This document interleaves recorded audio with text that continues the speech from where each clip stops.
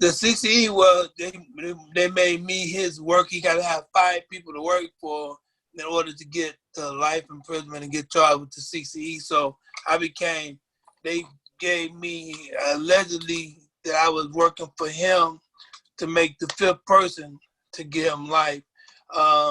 They tried to find some witnesses for me so I can get to life too with CCE, but unfortunately they didn't find enough people to testify and say that I was a leader or a manager of 5 people. But they did look. They searched up and down Chicago to try to find people that would testify against me. And we're both co-defendants. So, and I had that asked me a bunch of times throughout my incarceration. Well, why did you get 20 years and your brother got life? Something I can't answer, nothing something that we can't answer. Because they was angry at him. Obviously, they wanted him more than they wanted me and my co-defendant. So that's the only excuse I can give them. And somebody had to do life, so they chose him instead of me. That's the only excuse I can give, because that is a good question. Why is he the only one that got life out of the conspiracy?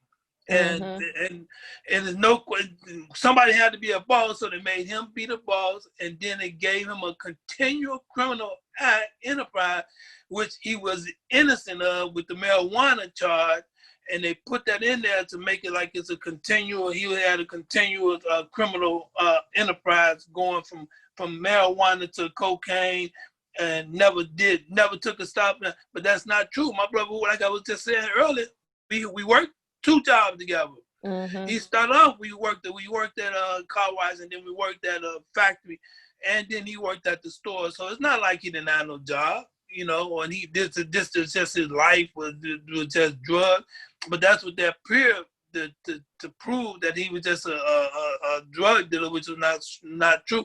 And I know for a fact my brother had no violence in period, as far as hurting nobody about nothing, about no money, no drugs, or nothing. I know that for a fact. So for him to be in jail, incarcerated, and for you suffering the years that you had to suffer, and your siblings suffering, now the grandchildren, I ran across your niece, his granddaughter at a pizza place one day, and she was driving. Something went through me. He haven't seen her dead life on the street, and she's driving pizza for her job while she's going to school. And it just hurt me to my heart to see all the things that he's missing. And I try to fill that void for him, for his children and grandchildren, but it's nothing I can do. I can't fill that void. It's something that only your parent can do, fill that father and that grandfather void. And I'm sure he tells me all the time how much he loves his children and grandchildren.